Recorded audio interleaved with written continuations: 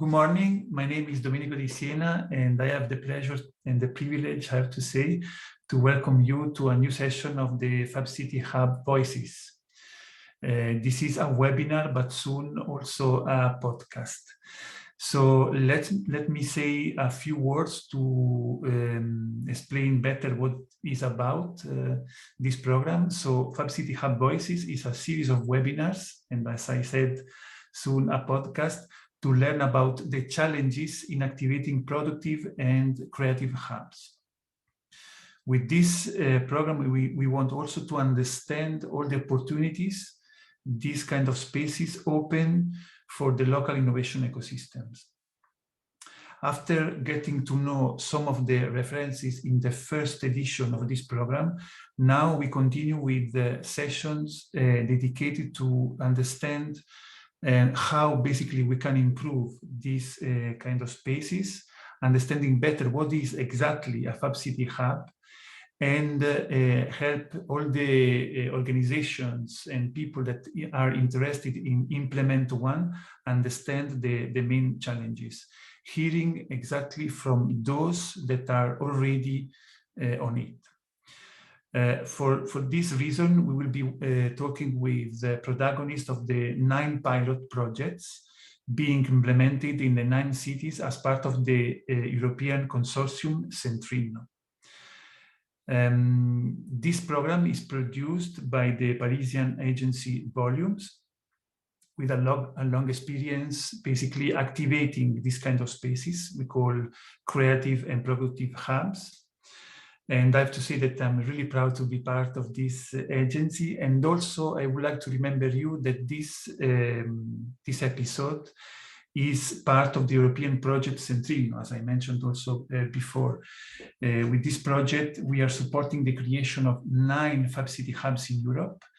And we think that there is a new generation of hubs for circular and productive cities. And this example of Copenhagen today, I'm just doing a spoiler, would be a great example.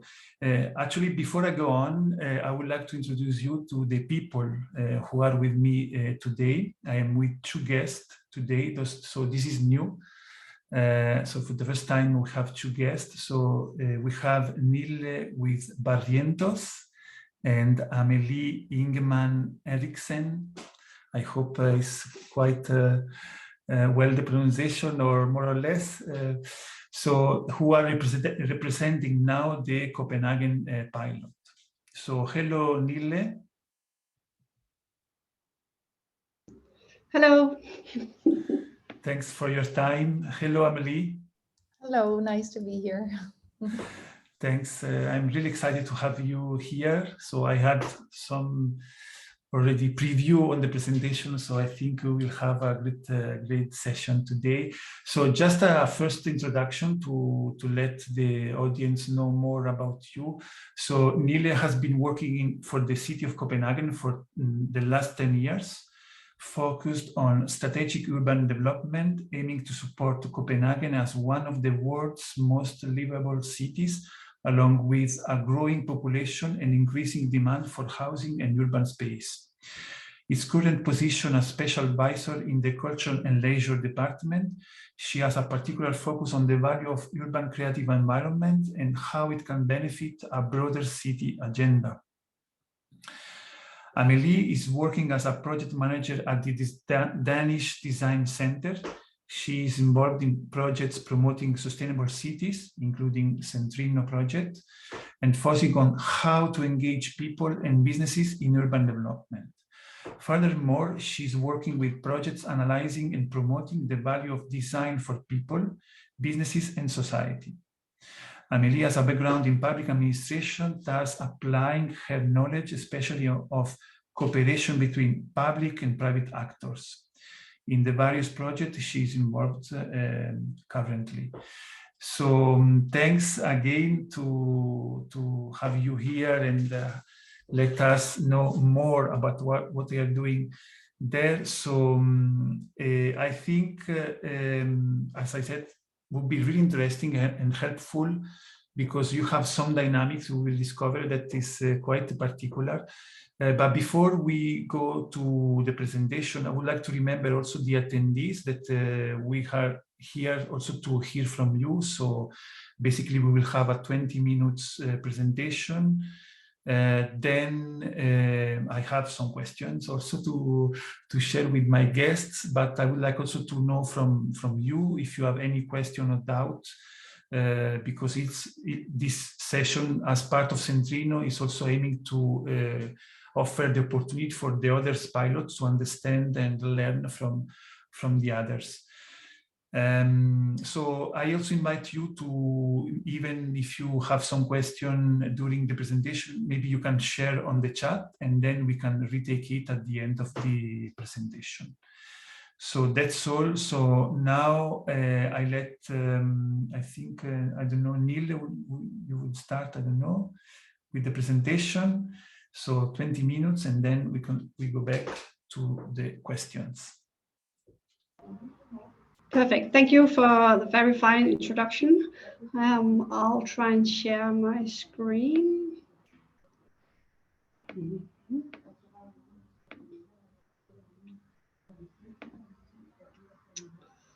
Oops. And you can see my screen, right? Right. Okay, perfect. Well, yeah, it's just a quick introduction to the presenters today, and I think you already done a very fine introduction. So I'll just skip to the first slide here with just a short introduction to the Copenhagen Pilot area. It's just a few words. I think I'm gonna play the introduction video, but just a few words that it's a whole area in a neighborhood of the northwestern part of Copenhagen, and it's a very mixed area with old industrial buildings and new residential buildings, and there's a lot of social housing. There's a lot of small, medium-sized creative businesses, and then it's a very characteristic of also being a mixed pile of private, public, and not-for-profit stakeholders. But I'll try and play the. Oh, sorry, I'm gonna do it from here.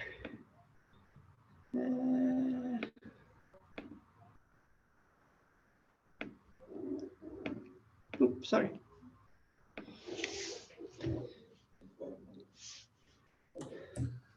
The sound is not working. Maybe you have to active.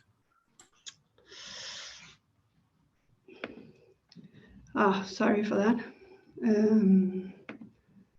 Let me try and do it this way. We just tested it. Yeah, that's it's the case. So I'll try again. I think I forgot the tag here.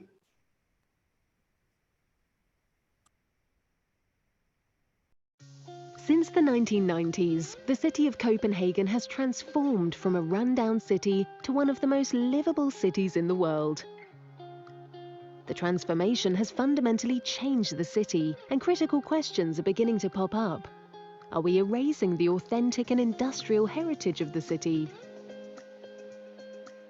Around 20 minutes from the city centre, in the northwestern part of the town, you will find the former industrial neighbourhood along Grandemestevej. Much like the city in general, the area is going through a huge transformation, and the development of the neighbourhood is high on both the political agenda and among local residents. The area was founded in the early 1900s as a district for both industry and residential housing. The old industrial buildings are still a major part of the urban landscape. The architecture is characterised by a diverse style, made up of small individual plots of land. Commercial buildings and residential housing are commonly situated side by side. This makes the neighbourhood a vibrant and exciting place where life is buzzing. The old industrial buildings have become popular locations for the city's creative businesses. Take this old millstone factory, for example. It has been transformed to a theatre and a recording studio. However, it is often financially favourable to demolish the old industrial buildings and replace them with large apartment blocks. This causes radical changes to the character of the neighbourhood. There is a strong sense of belonging in the area, where residents and communities are taking an active part in shaping the public spaces. The local community is composed of diverse cultural and ethnical backgrounds, giving the area a unique character. But as property prices rise due to the redevelopments, the current community is under pressure. In the CENTRINNO project, we strive to support and develop the strongholds that makes the neighbourhood along Randemestevaer unique and diverse.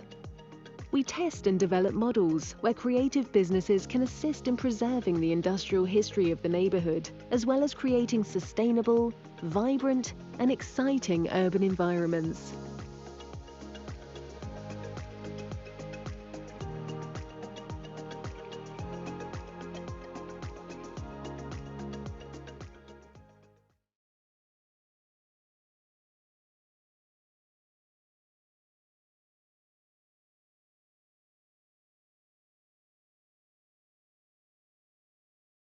Du skal lige unmute.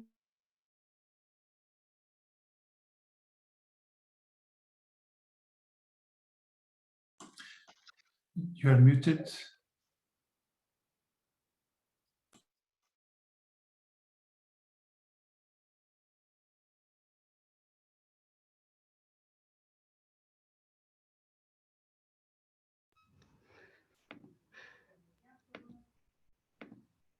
Sorry. Can you hear me now? Yes, yes. Okay. Sorry, I'll just try and go back to the presentation.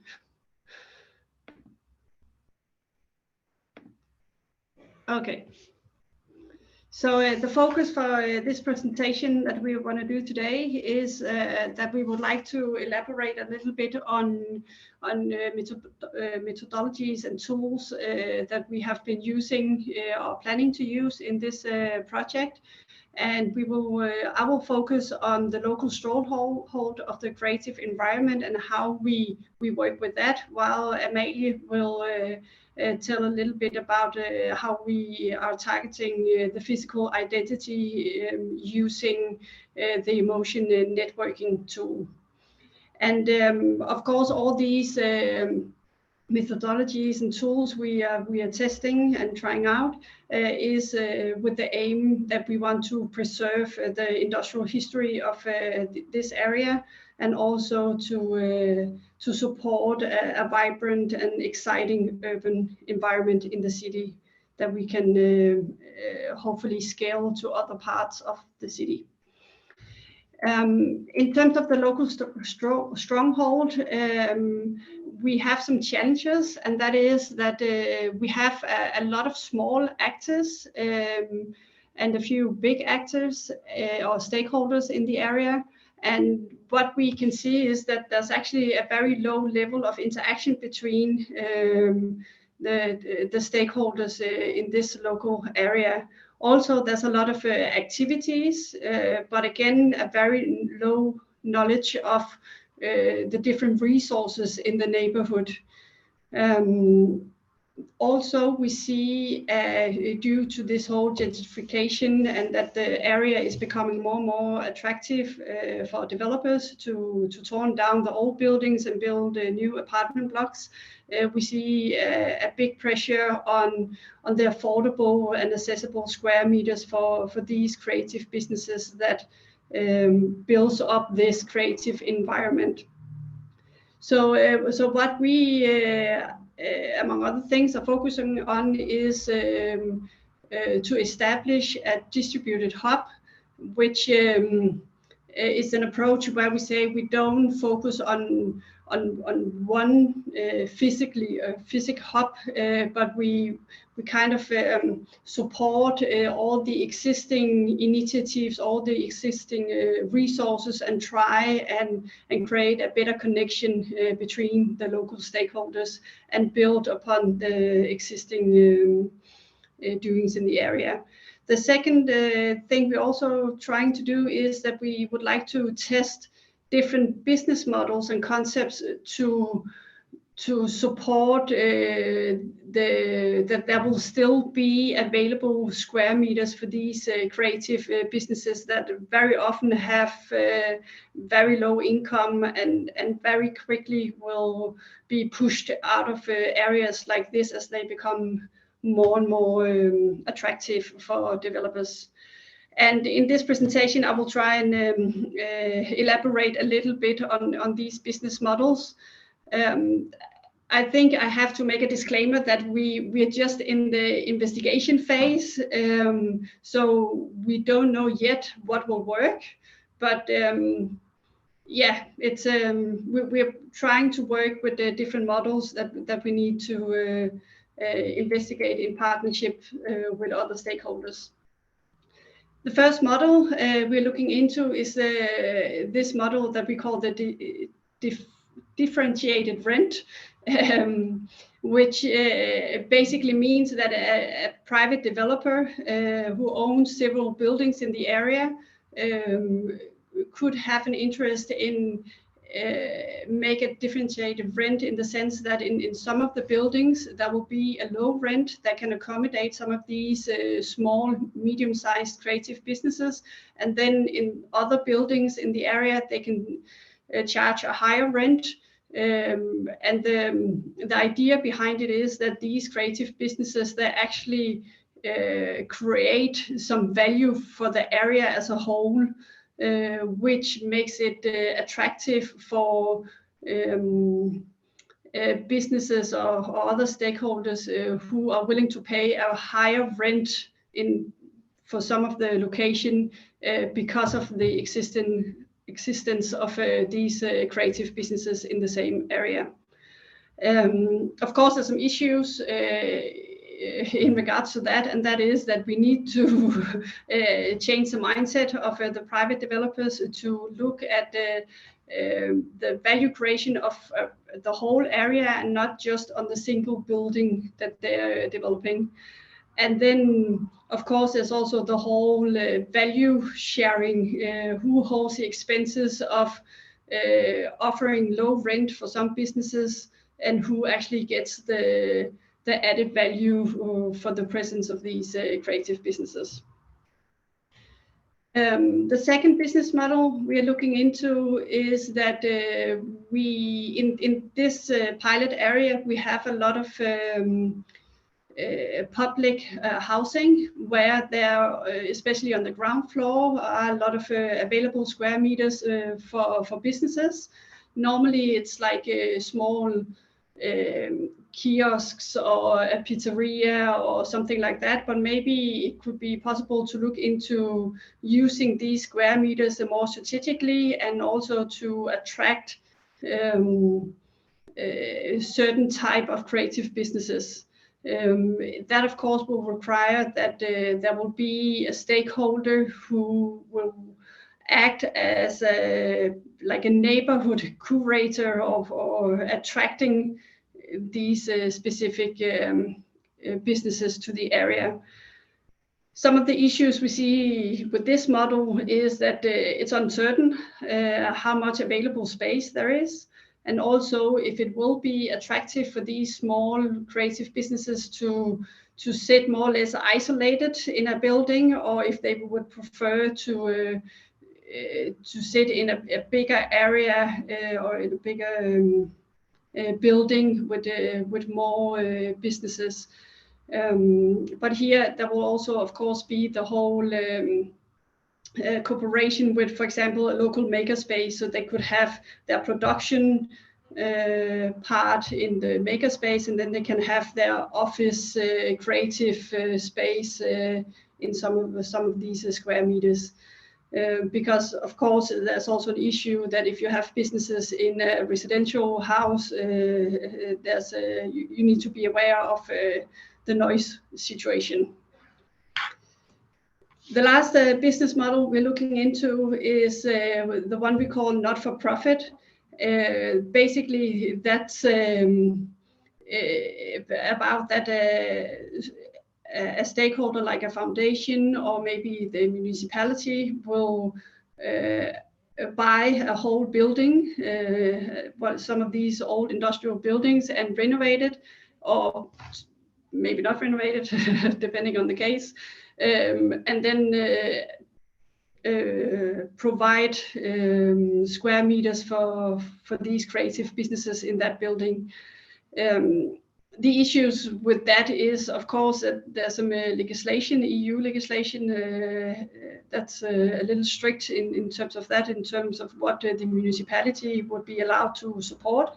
And also, even though it's a not-for-profit organization or foundation that would go into this type of case, they would still have an eye out for a profit. How can they build a business case on this? And then, of course, there's the whole partnership, like who takes the lead on establishing these sort of programs that would need to take place inside the building. But as I said, we don't know yet which model would be most suitable, but we are looking into these 3 models in a close dialogue with the private developers and also a local foundation in the area. And then Amalie will say a little bit about how we are working with the identity of the pilot site in terms of the industrial heritage. Yes, thank you so much, Nille. Yeah, with regards to the identity of the area, or the so-called heritage of the area, we've been focusing particularly on 3 elements, or let's call them challenges in the area. We've been looking into how or what constitutes the identity or the heritage of the pilot area. And then we have been looking into how we can sustain this heritage of the area, which is undergoing a rapid change, as Nille just described, with the developers getting more and more interested in the area. And lastly, we have been looking into how we can ensure that the local actors are actually also included in this process, or in this urban development process. And in order to approach these challenges, we've been testing the emotion networking method in the context of urban development. I'll try to explain how. Often, urban development is initiated and controlled by political actors, and we've experienced during our dialogues with political actors engaged in the area that there's a lack of tools actually to include local stakeholders. And in this regard, we've been very interested in seeing how emotion networking can actually be a relevant tool to include local stakeholders in the process of urban development, and to start a dialogue between the political level and the local actors engaging or operating the area. And we, yeah, besides just, no, please go back. Oh, sorry. Investigating or exploring the value of emotion networking, we've also been looking into how to anchor the method or the tool in the political context. And to be more concrete, we've been testing emotion networking in 2 different contexts, or 2 different political contexts. We've been testing in relation to the municipality, the department of the municipality working with conserving zoning plans of the pilot area, and also we've been testing in relation to local committees, or the local committee working in the pilot area. And please, next slide, Nille. Then I'll explain a bit more on both of these tests.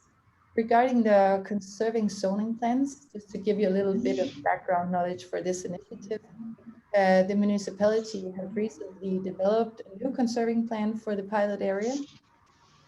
And the goal with this type of zoning plans is to point out existing buildings in the area and the urban environment that makes up the cultural and architectural heritage of the area, and what to preserve in the area. And the challenge of this kind of political planning is that it often, or it sometimes lacks a bit of inclusiveness. And we have, in our dialogue with the municipality, we've experienced that they often lack like a systematic use of tools to include local stakeholders. Please, next slide. Yeah. So our aim was to see if emotion networking could be this tool to systematically include citizens in the area. And just to be a bit more specific on our activities in this relation, we've been having an ongoing dialogue with representatives from the municipality responsible for the conserving zoning plans. And with them, we have been exploring what the value could be of using this tool, and also how we could anchor the tool with the, at this political level. And we've been testing the tool actually on a session with local citizens arranged by the municipality. And we were looking at a couple of specific buildings in the area that they were thinking of pointing out as a preservable building. So we had the possibility to actually use the tool with the municipality and with the local citizens of the pilot area. Please, next slide, Nille. And that was the case with the conserving zoning plans. Now I also want to give you some insights into our work with the local committee of the area.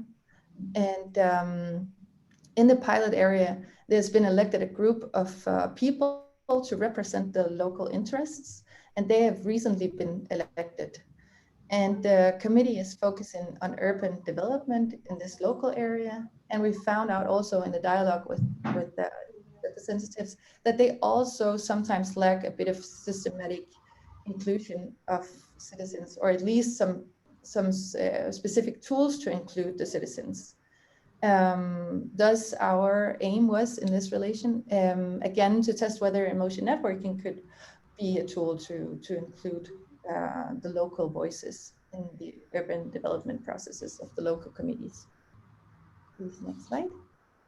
And also here, to be a bit more specific, we have also been having these ongoing dialogues with the local committee of the pilot area. And we've explored the potential of using emotion networking in regards to two elements. We have, firstly, we've been looking into how emotion networking could be a tool to identify what the local identity of the pilot area is. And also, secondly, we've been looking into how the tool can be, or how the emotion networking can be a tool to like ongoing citizen involvement in the work of the local committees. And also here we have had the chance to run a test session with the local committee, both of the local committee in our pilot area, but also inviting local committees from other parts of the city. So it was actually like a possibility to introduce it to more local actors or political actors across the city. And they were very positive towards the method and could easily see it be used in some of their work. So that was really positive for us to hear.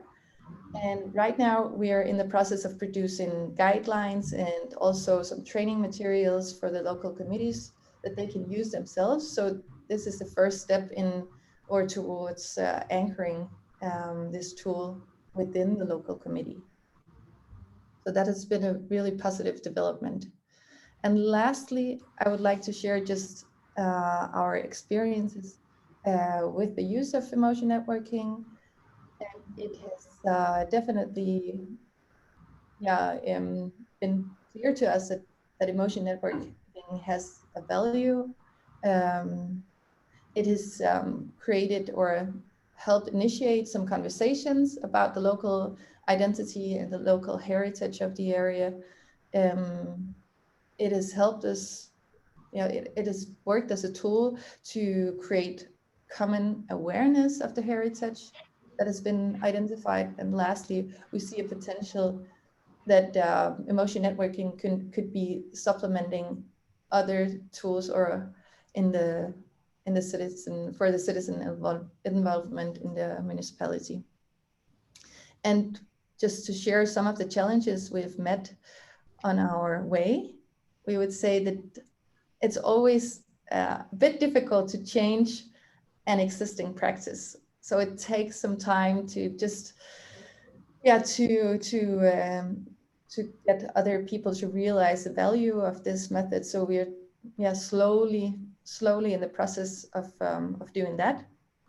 And lastly, it takes some time to create actual ambassadors of this method. And we think that this is like, that's really important if we want the emotion networking method to live out there without our presence. So we have had a very positive experience with the method up until now, and we're looking forward to continue the work. Perfect. So thanks, Nille and Amalie, for the presentation. Before we go to the questions, so I remember the attendees, you can share your questions on the chat or if you want directly live. In any case, if you can share it first on the chat. Meanwhile, I want to just share some thoughts because I really like your project for several reasons. So first, I would like to highlight that, as you know, in CENTRINNO, we have these 10 principles that drive the building of a Fab City hub. And actually, it's interesting first because you don't have, for now, in my understanding, a real space where to build it. So this is really, really interesting. But at least from the 10 principles, we can have as an example and the excuse for a discussion, 4 of them that I can see really interesting in your pilot. One is called the hubs as ecosystems activators. The second one is Fab City hubs as extensions of traditional institutions. And then you were talking a lot about the emotional networks methodology, so how to give voice to citizens. And the last one, and I would like to start with this one, community first, space after. So basically, this is really interesting because working on the field for us at Volumes is quite difficult, a lot of time to explain this. So this idea that you should work first on the community and then you develop the space. And actually you are doing this, I mean, even really in depth. So I would like to know actually how you are dealing with this situation. No? So even when you do these workshops you were mentioning, so how you deal the organization of this activity, or presenting a vision without having a space. So I'm really curious to hear more about this. Who want to start? Yeah, I can start on that.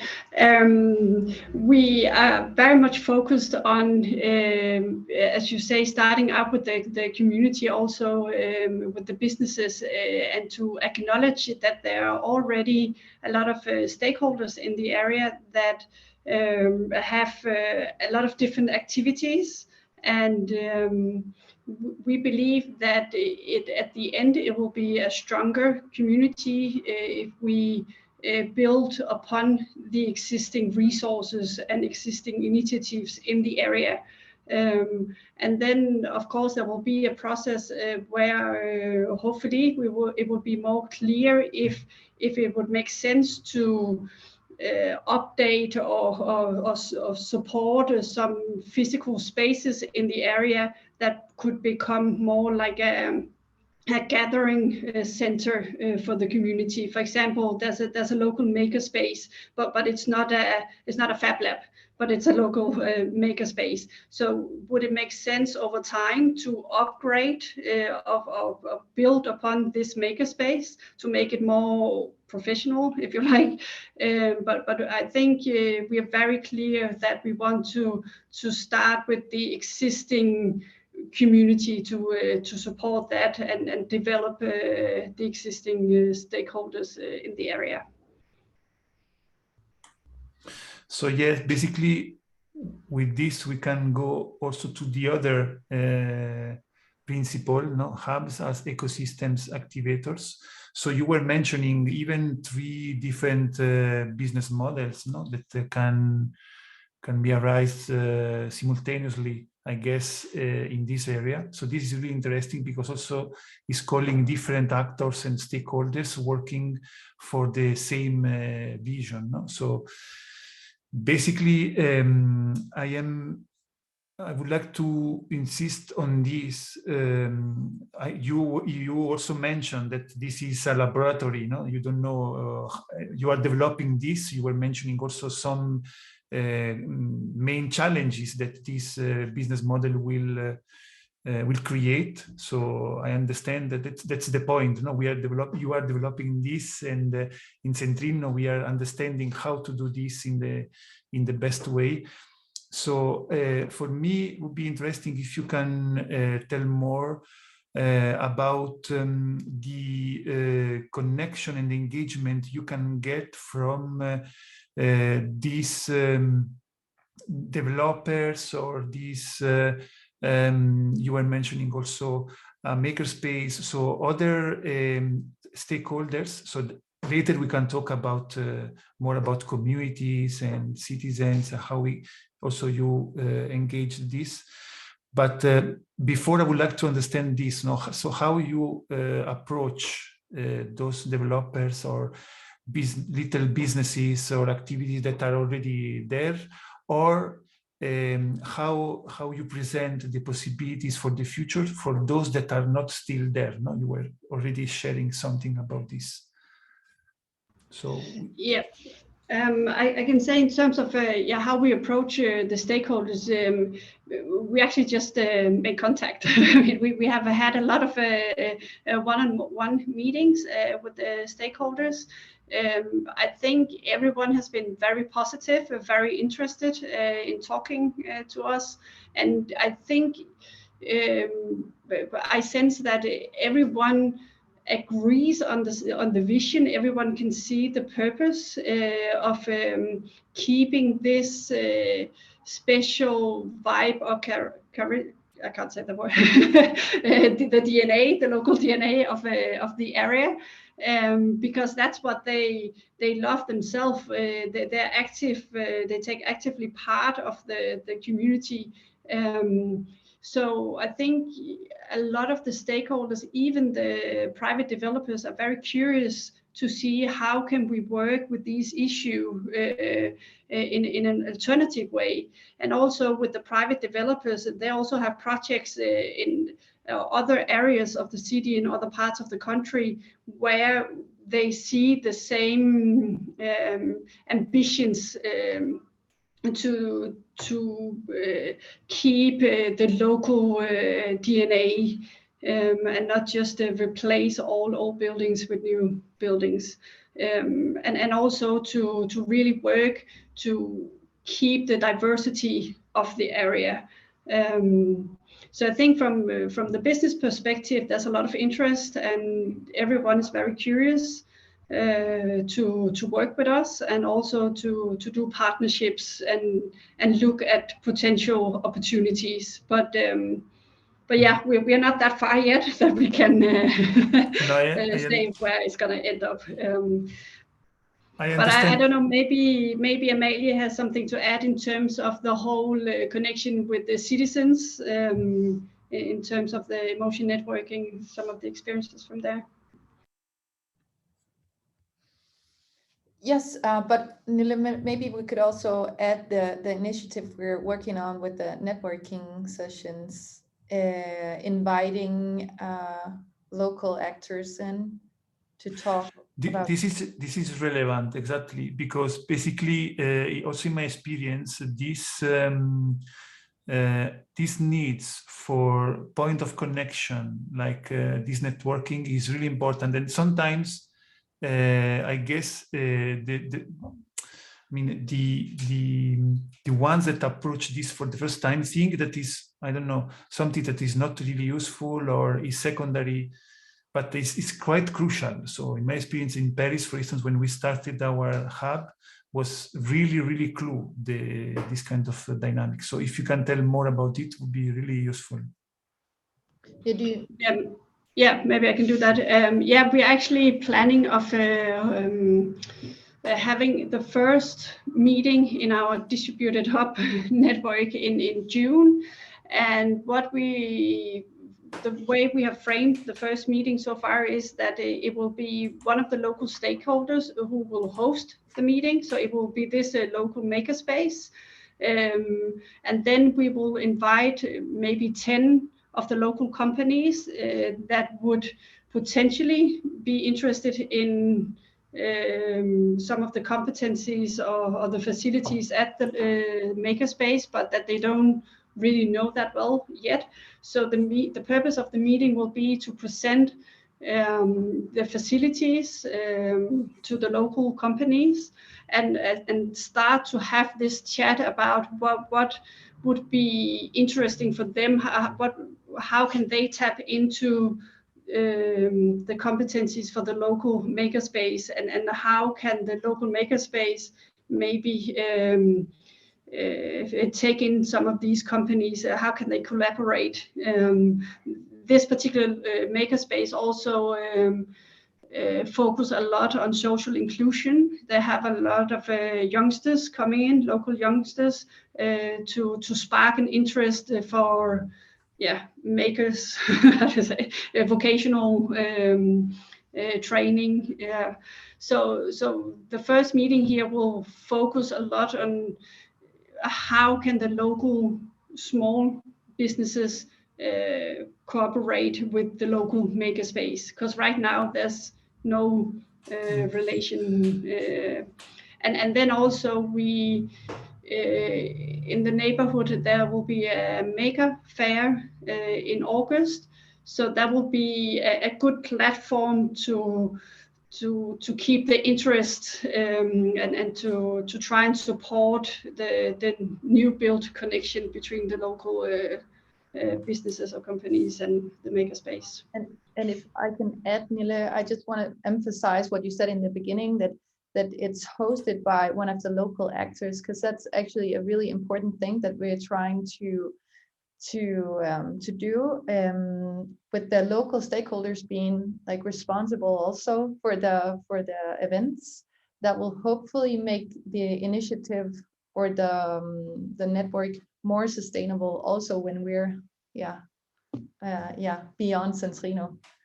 So that's our hope. I can read now Carolina from Geneva that just shared that that was the question she would like to do. So we are answering. So I guess we are on the same page, all of us. So we know also the pain point and the strategical actions we need to do. I would like to also highlight that this kind of events, networking actions, somehow, I guess, also offer the opportunity to live, to experience what is this kind of hub. Basically, a hub is also a creative, productive hub. It's also a space where we can have the synergy between different stakeholders coming from private, public, or civic society. So basically, I would like to highlight this, that organizing these events is also offering the opportunity to start feeling this emotion before actually the place, the hub will be there. So it's really important. So can I just add that it's also really important, as Nille said, that it's hosted at some of the spaces And then our hope is that also to visualize what kind of resources is available within the area. So how can you make use of the different spaces in the area? Exactly. As a local, yeah. This is, no, I mean, your pilot is really interesting because as a distributed approach, I think we can, we have a lot of opportunity to learn new dynamics. So I hope even in the future we can have more updates. So before we close, I would like to know, Amalie, if you can tell more about the EN methodology. So I don't know if for the next month there are some specific actions that are planned for this methodology, or widely related with the civic engagement. So if you can share yes, about it. Yeah. Actually, just last week we hosted this session that I presented before with both the local committee of our pilot area and also with local committees from other city areas, and that was an important step towards like spreading the word about the emotion networking method to not just our own local pilot area, but also to inspire other parts of the city to use a systematic tool for engaging local citizens in urban development processes. So right now we are looking into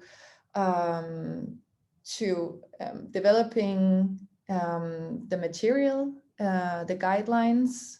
We've adjusted some things in the method or in the tool. So now we're just putting the last hand on this, and then we're gonna send it out to, again, not just the local committee of our pilot area, but also the other local committees within Copenhagen. And then we'll look into the possibility to host more sessions with the local committee. They are right now developing what they call like visionary plans for the pilot area.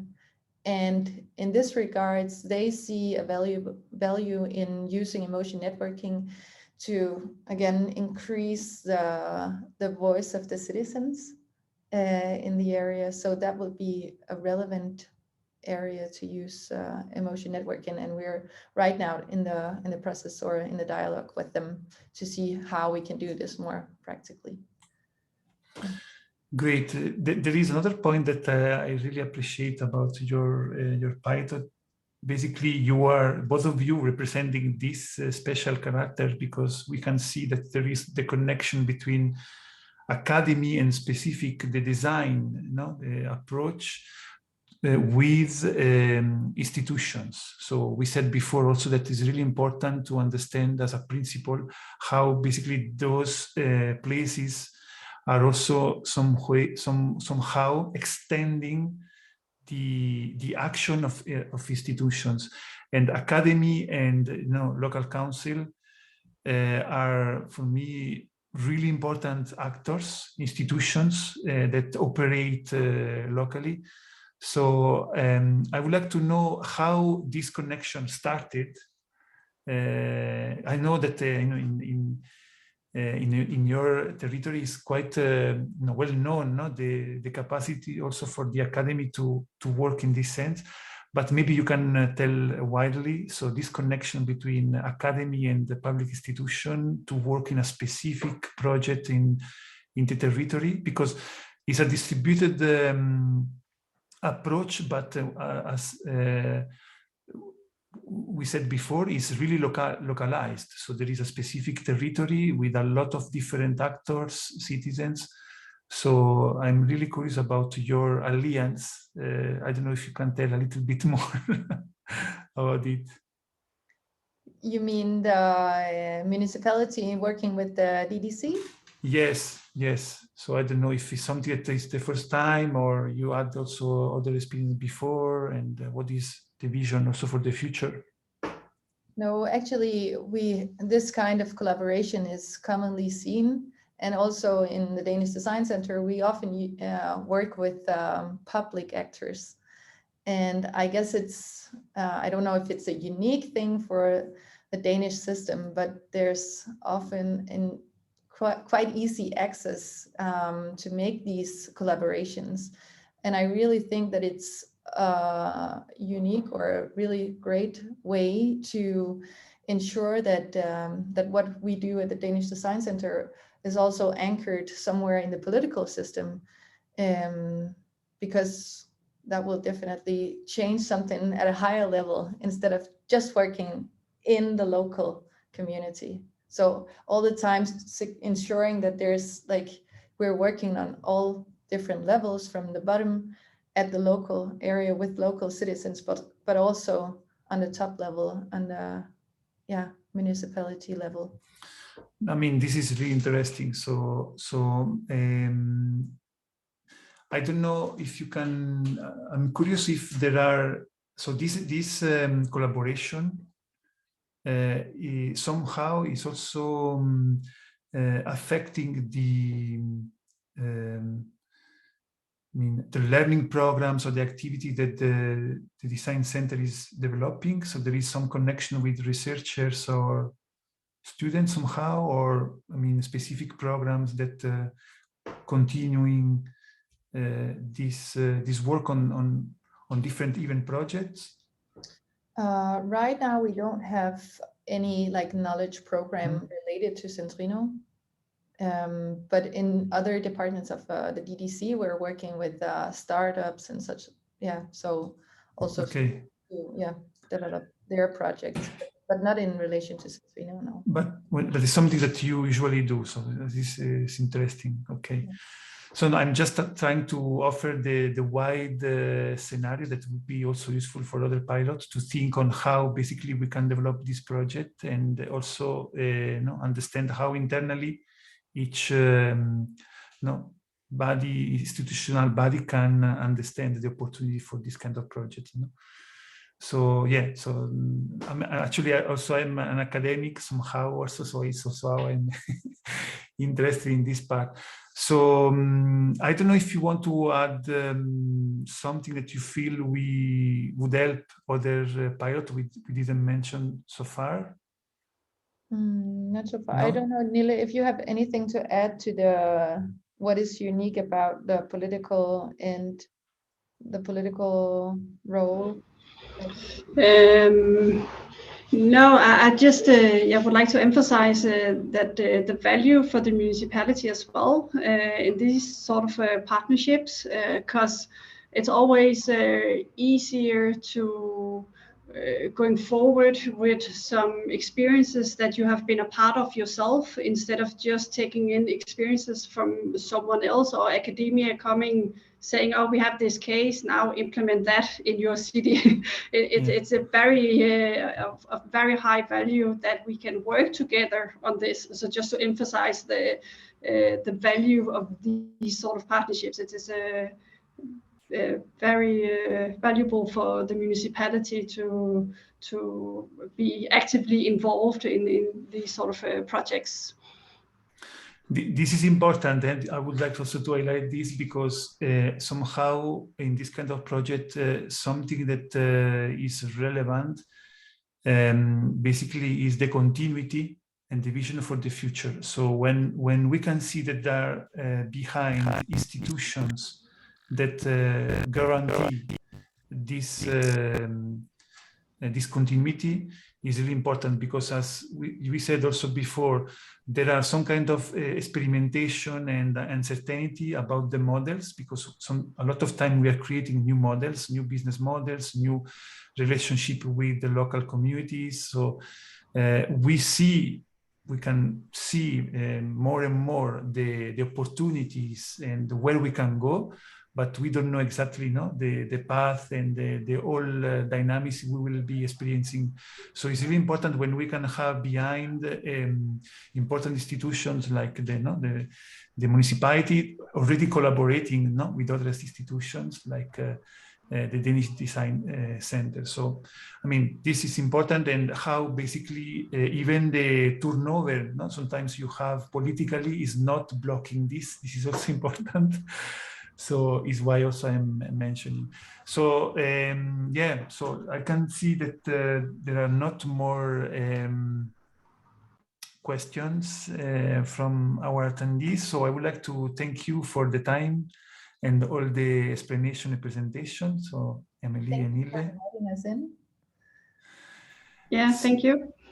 So it was a pleasure. So I remember you that will be also available online in the website of CENTRINNO, and really soon in a brand new website of Volumes as a podcast.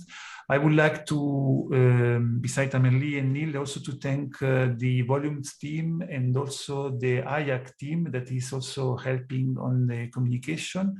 So thanks to you all, and see you next for the next session with a new pilot. Bye-bye. Bye-bye. Bye.